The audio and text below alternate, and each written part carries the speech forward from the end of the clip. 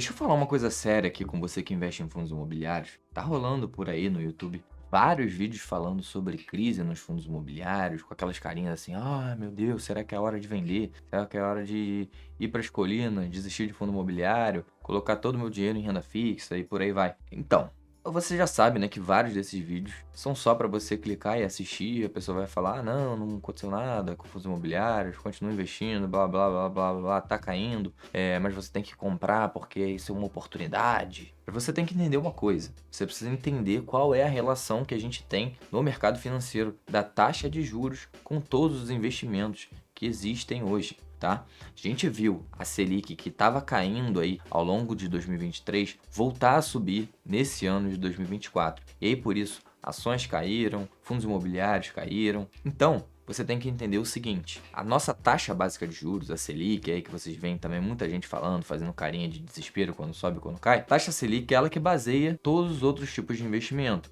Por quê? Ela é a taxa que o governo te paga. Ela é a taxa básica da economia, a taxa que o governo paga para pegar dinheiro emprestado. Então, você tem que entender que para uma pessoa investir em alguma outra coisa que não seja emprestar dinheiro para o governo, ela tem que cobrar uma taxa maior. Ou seja, ela tem que querer que o investimento dela renda mais do que 13,5% ao ano, 12% ao ano, por aí vai. Por quê? Porque para correr risco e ganhar menos do que isso, ou ganhar a mesma coisa do que isso, é melhor deixar o dinheiro com o governo, é melhor emprestar dinheiro para o governo e deixar ele rendendo lá na Selic ou no CDB, né, que é quase a mesma coisa ali, enfim. Então, as pessoas elas vão cobrar mais para aquilo. E todos esses ativos, aí, todos esses investimentos que vocês veem de renda variável, tanto ações quanto fundos imobiliários, eles são precificados com base numa coisa chamada fluxo de caixa, ou seja, com base em quanto de dinheiro eles conseguem gerar para você que é investidor. Então, dando um exemplo aqui do fundo imobiliário, que é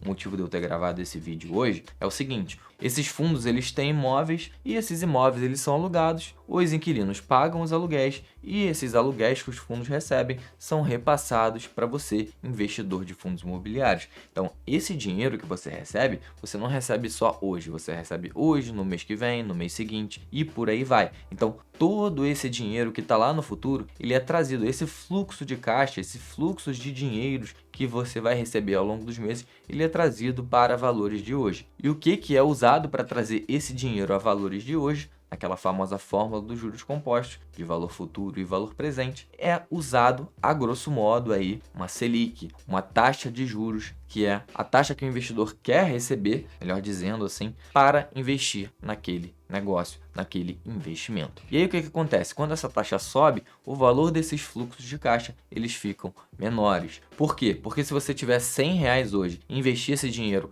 a 12% ao ano, no ano seguinte ele vai estar valendo R$ 112.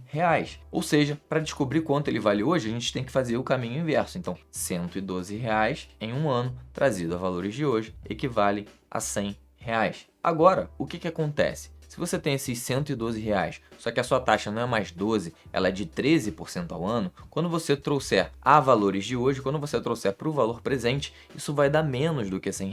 Por quê? Porque se você investir R$ 100 a 13% ao ano, você não vai ter mais 112, você vai ter R$ 113. Então esses 112 descontados a 13% ao ano vão dar um pouco menos de R$ 100. Então, é essa lógica que você precisa entender. Quando a taxa de juros sobe, os ativos de risco, as ações e os fundos imobiliários, eles caem de preço. Quando a taxa Selic cai, as ações e os fundos imobiliários sobem de preço. Então, não existe crise em fundos imobiliários, tá? A única coisa que está acontecendo é esse movimento, essa relação entre taxa de juros e ativos de risco, entre taxa de juros e fundos imobiliários. Selic subiu, fundos imobiliários estão caindo e nem estão caindo muito, tá? Vou até pegar o celular aqui para mostrar para você. Vamos ver no Google quanto que os fundos imobiliários, né, o IFIX, que é o índice de fundos imobiliários, está caindo. Nesse ano de 2024, ele está caindo menos de 3%. Então, isso está muito longe de ser uma crise, tá? A gente até teve algumas situações pontuais em alguns fundos, quando teve aquele problema lá da WeWork, né? Mas isso sempre acontece, tá, pessoal? Sempre você vai ter algum inquilino aí que está mal das pernas, que não paga aluguel, que atrasa, aí o fundo cai,